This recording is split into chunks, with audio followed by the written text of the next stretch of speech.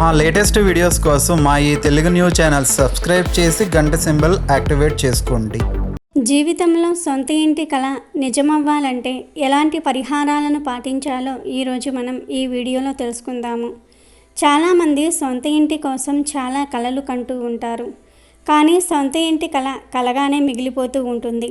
చేతిలో డబ్బులు ఉన్న సొంత ఇంటి కల నెరవేర్చుకోవటంలో అనేక ఆటంకాలు ఎదురవుతూ ఉంటాయి.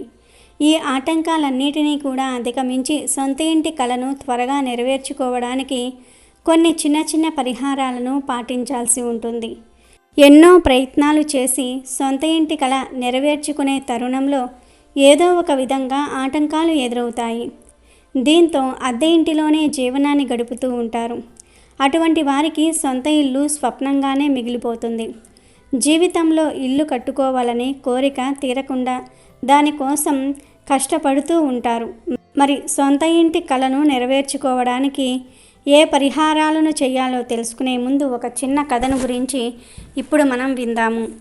పూర్వం కురు పాండవ సంగ్రామంలో ఎవరి పక్షాన చేరకుండా ఉండిపోయింది ఇద్దరు. ఒకరు బలరాముడు, మరొకరు రుక్మిణి.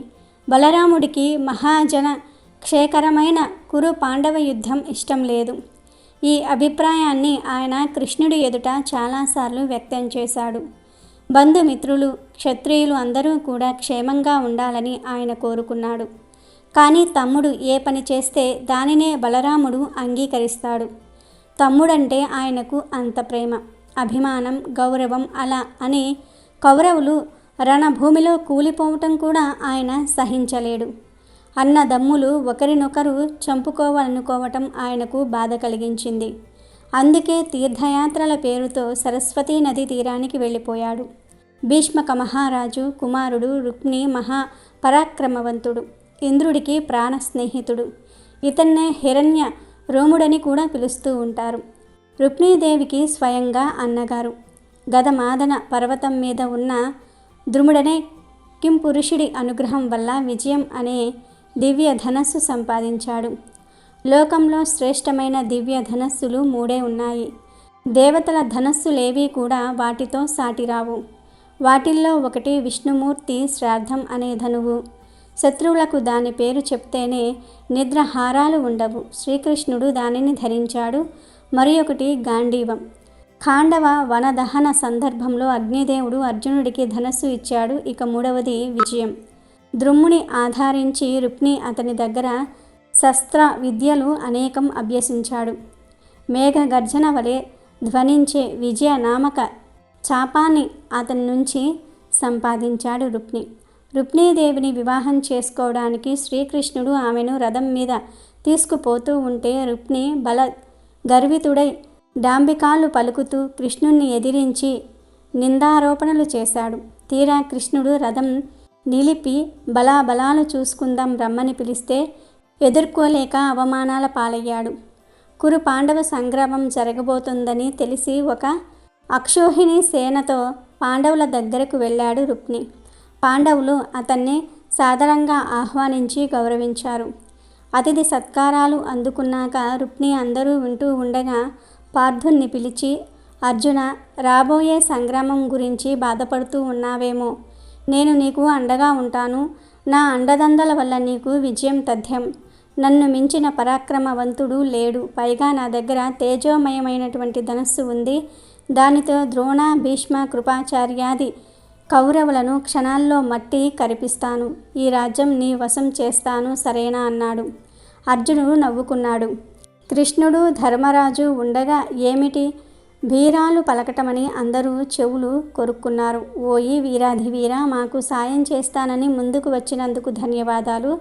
అయితే కృష్ణుడు మాకు ఎల్లవేళలా సాయంగా ఉన్నాడన్న సంగతి మాత్రం మర్చిపోకు. ఆయన సాయం ఉంటే ఇంకెవ్వరి అండదండలు అక్కర్లేదు మాకు. పైగా నా చేతిలో గాంధీవం ఉంది.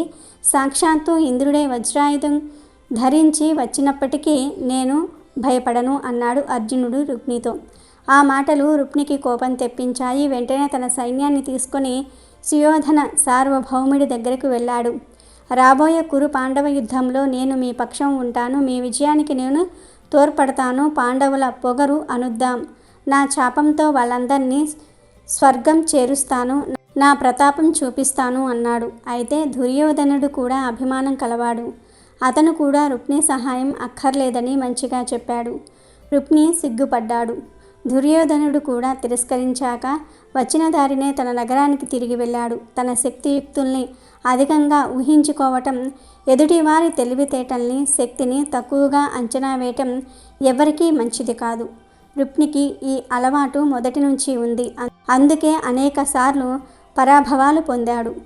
ఇక వీడియోలోకి వస్తే, జీవితంలో తొందరగా ఇంటి యోగం కలగాలంటే సోమవారం శివాలయంలో ఈ పరిహారాన్ని చేయాలి.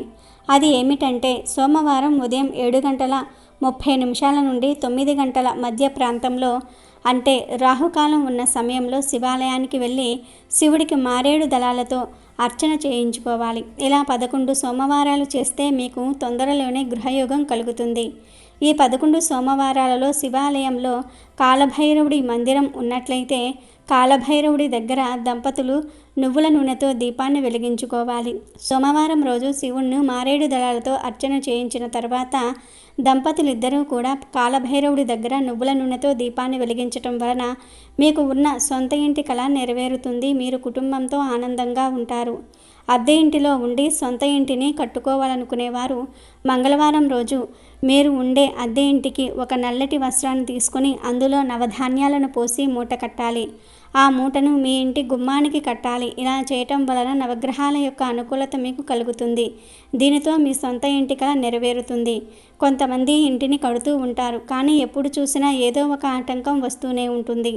మీ ఇంటి నిర్మాణంలో ఆటంకాలు రాకుండా ఉండాలంటే గురువారం రోజు రావి చెట్టు దగ్గరకు వెళ్ళి రావి చెట్టు మొదట్లో పసుపు కుంకుమను వేసి పాలు పోయాలి. ఇలా చేయటం వలన ఇంటి నిర్మాణంలో ఎటువంటి ఆటంకాలు లేకుండా ఇల్లు పూర్తవుతుంది. అలాగే చాలామంది ఇంటిని కొనుక్కుంటూ ఉంటారు, ఇల్లు కట్టుకుంటారు, కానీ వీధి శూల ఉంటుంది. వీధి శూల ఉన్నప్పుడు కొంతమంది వినాయకుడి విగ్రహాన్ని పెట్టుకుంటూ ఉంటారు. ఈ వినాయకుడి విగ్రహం పెట్టడంతో పాటు ఈ పరిహారాన్ని పాటించటం వలన వీధి శూల అనేది ఎలాంటి ప్రభావాన్ని కలిగించదు. అది ఏమిటి అంటే, ఇంటి యజమాని జన్మ నక్షత్రం ఉన్న రోజు 8 కేజీల మినుములను పారే నీటిలో వదిలివేయాలి. ఇలా చేయటం వలన ఇంటికి ఎలాంటి వీధి శూల ఉన్నా సరే అది పనిచేయదు. తొందరగా ఇల్లు కట్టుకోవాలనుకునేవారు మంగళవారం రోజు పుట్ట దగ్గరకు వెళ్ళి పుట్టకు 4 వైపులా 4 నిమ్మకాయలను పెట్టి పసుపు కుంకుమలతో పూజించి పుట్ట దగ్గర చలిమిడి ఉంచి 9 ప్రదక్షిణాలు చేయాలి. చివరిగా పాలు పోసి నమస్కారం చేసుకోవాలి. ఇలా మంగళవారం రోజు చేయటం వలన గృహయోగం కలుగుతుంది. మరి మీరు కూడా ఈ చిన్న చిన్న పరిహారాలను చేసి సొంత ఇంటి కలను సాకారం చేసుకొని కుటుంబంతో ఆనందంగా అష్టైశ్వర్యాలతో జీవించండి. వీడియో నచ్చితే లైక్ చేయండి, షేర్ చేయండి, బట్ సబ్స్క్రైబ్ చేసుకోవడం మర్చిపోవద్దు.